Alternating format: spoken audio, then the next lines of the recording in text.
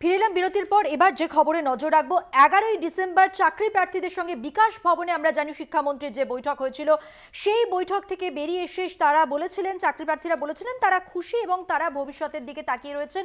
অবশ্যই আশানুরূপ কোনো ফল তারা পাবেন এবং তারপর 22শে ডিসেম্বর অর্থাৎ আজকে বৈঠক হওয়ার কথা এবং সেই বৈঠক ইতিমধ্যেই শুরু হয়ে গেছে। জানিয়ে রাখি, 11ই ডিসেম্বর বৈঠকের পর চাকরি প্রার্থীরা বলেন, আজকের বৈঠকে বুঝতে পারলাম বিভিন্ন দপ্তরগুলির মধ্যে যোগাযোগের সমস্যা হচ্ছিল, কিন্তু আর সেই সমস্যা নেই। মুখ্যমন্ত্রী আইনি জট কাটিয়ে নিয়োগের নির্দেশ দিয়েছেন। আমরা এখন জানতে চাই তার ফল কবে হবে বা কবে পাওয়া যাবে, আর সেই তারিখটাও তারা জানতে চেয়েছিলেন সেই সময়। এবং যেটা বলা হয়েছিল আগামী 10 দিনের মধ্যে কতদূর অগ্রগতি হয়েছে ব্যাপারে সেটার বিষয়ে রিপোর্ট দেওয়া হবে। আমরা কথা বলবো, আমাদের সঙ্গে আরো বিস্তারিত জানানোর জন্য রয়েছেন আমাদের প্রতিনিধি শুভঙ্কর মণ্ডল। শুভঙ্কর, আমি যেটা বললাম যে 11ই ডিসেম্বরের পর আজ 22শে ডিসেম্বর এবং এই 10 দিনের মধ্যে এই বিষয়ে কতটা অগ্রগতি হয়েছে সে বিষয়ে একটা রিপোর্ট পেশ করার কথা, কি জানতে পারছো?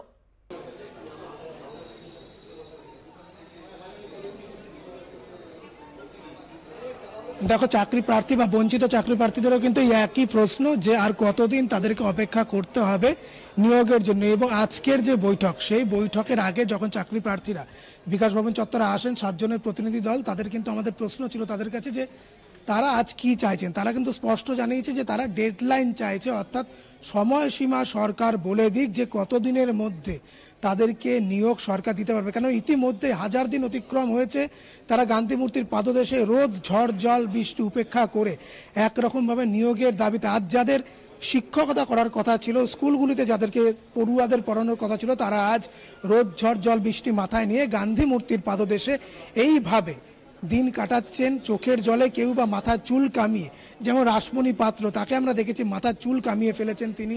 আজ তিনি উপস্থিত ছিলেন, তিনিও কিন্তু একইভাবে ডেডলাইন দিয়েছেন এবং তিনি কিন্তু জানিয়েছেন। দেখো, এখানে কিন্তু আমি দেখতে পাচ্ছি ভেতরে একটা তোড়জোড় শুরু হয়েছে। কিন্তু তোমায় জানিয়ে রাখি যে স্বাভাবিকভাবে কিন্তু চাকরি প্রার্থীরা চাইছেন যে আজকেই সরকার ডেডলাইন দিয়ে দিক, জানিয়ে দিক যে কতদিনের মধ্যে তারা নিয়োগ দিতে পারবেন। এবং শিক্ষামন্ত্রী, সেই সঙ্গে তৃণমূলের মুখপাত্র কুণাল ঘোষ এবং সেই সঙ্গে এসএসসির চেয়ারম্যান সিদ্ধার্থ মজুমদার এবং ল সেল বা বলা যেতে পারে যে রাজ্যের যে লিগ্যাল সেল রয়েছে তার যিনি রয়েছেন ল অফিসার, তিনি সহ আরও অন্যান্য আধিকারিকরা আজকের বৈঠকে উপস্থিত রয়েছেন।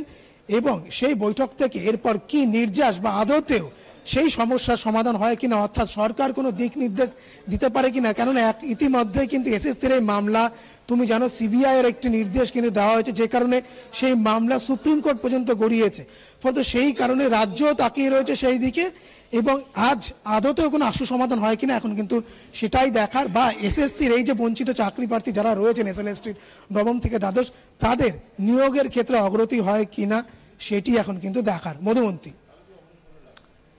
শুভঙ্কর, তুমি আমাদের সঙ্গে থাকো। যেমনটা আমাদের প্রতিনিধি শুভঙ্কর মণ্ডল জানিয়ে দিলেন যে চাকরি প্রার্থীদের সঙ্গে আজ তার কথা হয়েছে এবং আজকে তারা যেটা বলেছেন যে তারা আজ জানতে চান সরকারের কাছ থেকে যে চাকরি প্রার্থীরা যারা অপেক্ষা করছেন দীর্ঘদিন ধরেই, তাদের আজকে একটা ডেডলাইন প্রাপ্য, তারা সেই ডেডলাইন সম্পর্কে জানতে চাইছেন। এবং যেমনটা বলছিলাম, 11ই ডিসেম্বর যে প্রথম বৈঠক হয়, সেই বৈঠকে যারা উপস্থিত ছিলেন তাদের মধ্যে তৃণমূলের মুখপাত্র কুণাল ঘোষ ছিলেন, তিনি রয়েছেন। এবং সরকারের পক্ষ থেকে উপস্থিত ছিলেন শিক্ষা সচিব মনীষ জৈন, তিনিও রয়েছেন, মধ্যশিক্ষা পর্ষদের সভাপতি এবং এসএসসির চেয়ারম্যান রয়েছেন।